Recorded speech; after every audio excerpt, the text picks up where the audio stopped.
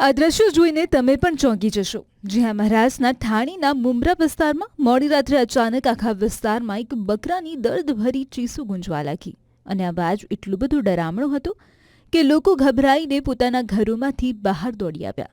અને જ્યારે લોકોની નજર ઉપર ગઈ તો સૌના હોશ ઉડી ગયા, કેમ કે ત્રીજા માળના ટેરેસવાળા ભાગમાં એક બકરું ખરાબ રીતે ફસાઈ ગયું હતું અને હવામાં જ લટકી રહ્યો હતો. નીચે સિમેન્ટની કઠણ જમીન હતી અને ઉપર મોત સામે જંગ લડતો એ અબોલ જીવ. અને સ્થિતિ એવી હતી કે બકરો ગમે તે ક્ષણે ત્રીજા માળેથી નીચે પડી શકે તેમ હતો. જોકે ત્યાંના કેટલાક સ્થાનિક યુવાનો આ અબોલ જીવ માટે દેવદૂત બનીને સામે આવ્યા. પોતાના જીવની પરવા કર્યા વગર દોરડાના સહારે બિલ્ડિંગ પર ઉપરની તરફ ચડ્યા તો કેટલાક યુવાનોએ નીચે ઊભા રહીને બકરાને ઝીલી લેવા માટે પોઝિશન લીધી. આ રેસ્ક્યુ ઓપરેશન એટલું બધું ખતરનાક હતું કે જરાક સરખી ચૂક પણ કોઈનો પણ જીવ લઈ શકતી હતી. કેટલી મિનિટો સુધી ચાલેલા દિલ ધડકાવી દેનારા અને શ્વાસ સંભાવી દેનારા રેસ્ક્યુ ઓપરેશન પછી આખરે યુવાનોએ બકરાને સુરક્ષિત રીતે નીચે ઉતારી લીધો.